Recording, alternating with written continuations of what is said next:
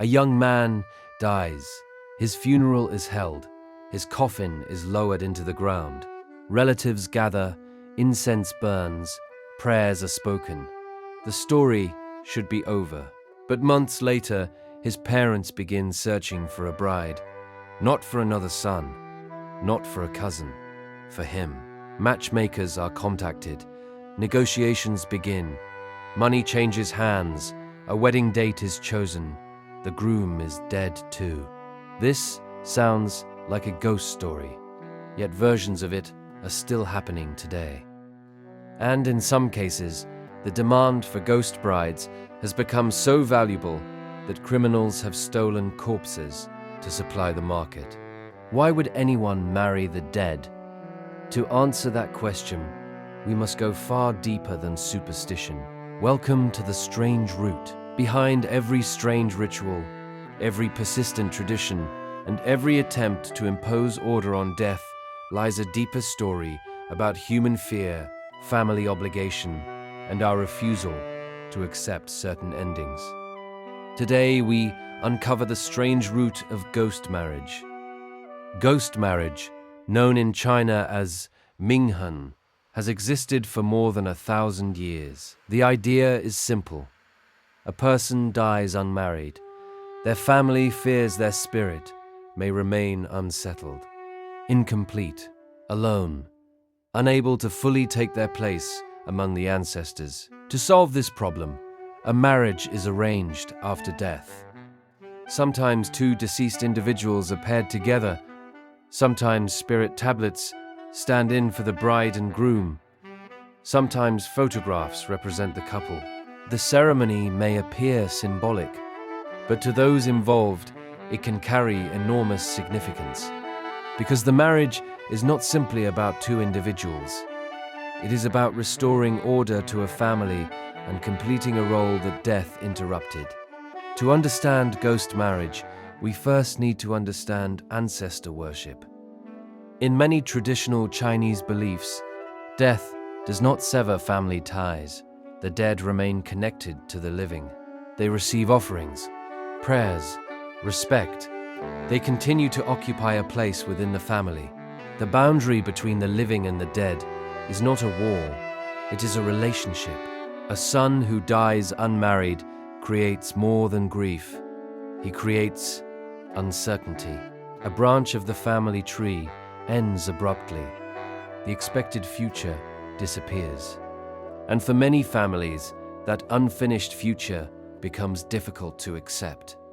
Ghost marriage attempts to repair that rupture, not by changing the past, but by symbolically restoring what was lost. Ghost marriage is often described as a way to honor the dead, but it also reveals something darker. The extraordinary power of family expectations. The deceased never consent. The bride never chooses. The groom never chooses. The living make the decision, often in the name of family honor, lineage, tradition. Even death does not always free people from social obligations.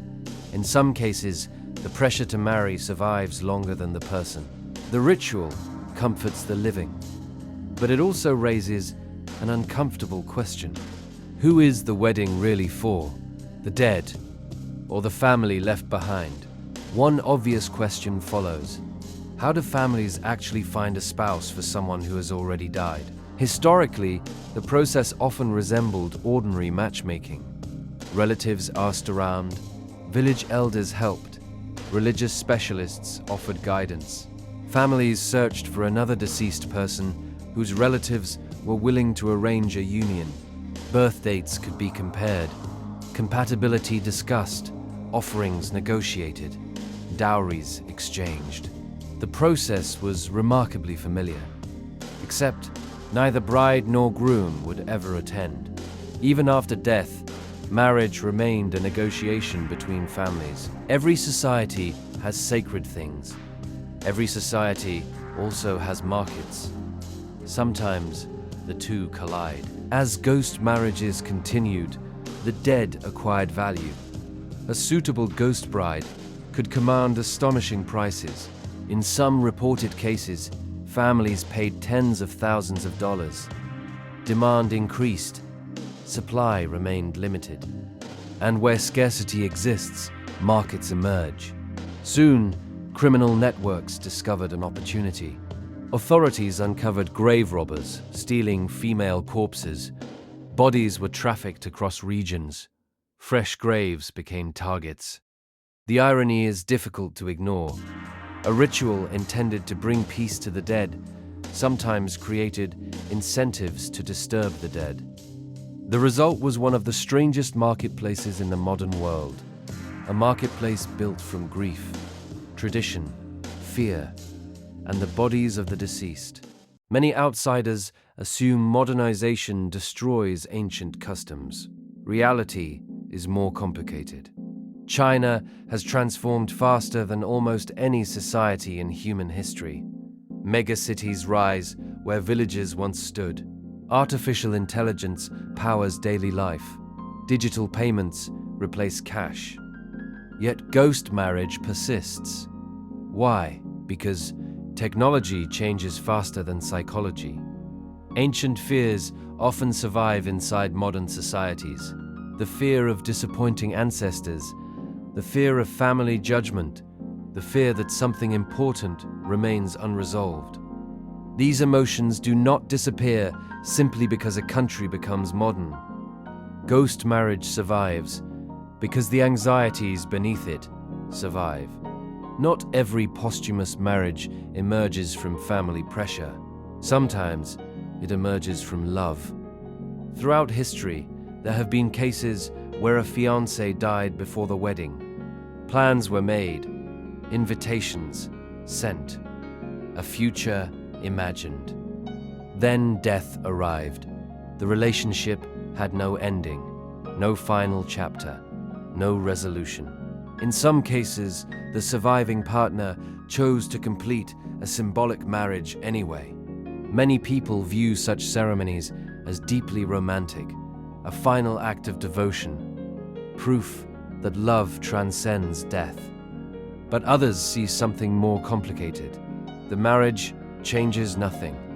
The deceased does not return. The future remains impossible. Yet the ritual creates the feeling of completion. The story reaches an ending, at least symbolically. And that raises another uncomfortable question. When does love become remembrance? And when does remembrance become an inability to let go? Ghost marriage is often associated with China, but the underlying impulse appears elsewhere. Forms of posthumous marriage have appeared in parts of Africa, India, Korea, and even modern France, where posthumous marriage can be legally approved under specific circumstances if a couple had intended to marry before one partner died. Different cultures explain these rituals differently. Yet, the emotional logic is surprisingly familiar. Humans struggle with endings that arrive too soon, and we repeatedly create ceremonies designed to repair them. At first glance, ghost marriage appears to be about spirits. Look closer. It is really about control. Death is chaotic. It arrives without permission. It interrupts plans, breaks promises, destroys expectations, leaves stories unfinished. Human beings have always struggled with this, so we create rituals, funerals, memorials, tombs, ancestor worship, ghost marriages, all attempts to impose order on something fundamentally uncontrollable.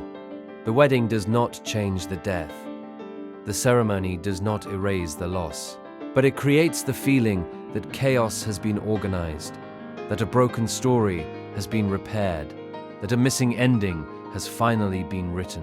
Perhaps the deepest fear hidden inside ghost marriage is not death itself. It is incompleteness.